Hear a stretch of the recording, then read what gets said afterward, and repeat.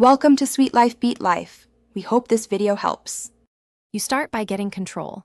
Install the latest vendor driver and utility so you can change power targets.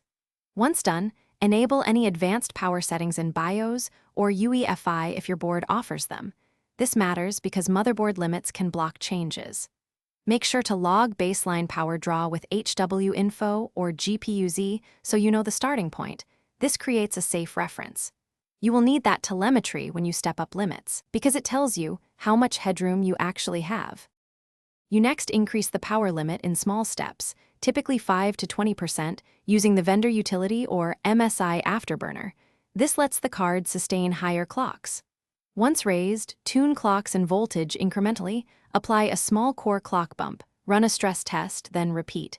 If instability appears, back down to the last stable setting. At the same time, make the fan curve more aggressive so temperature stays under safe thresholds. This preserves stability when the GPU draws more power. You finish by validating with extended benchmarks and real workloads. Run 1 to 3 hour tests and watch for artifacts, crashes, or thermal throttling. Once stable, save a profile so you can return to these settings quickly. If things go wrong, crashes, artifacts, or temps climbing, immediately revert the last change. Lower the power limit or voltage, or increase fan speed and improve airflow. A single troubleshooting tip. If instability persists, restore defaults and reintroduce, changes one at a time to. Thanks for watching.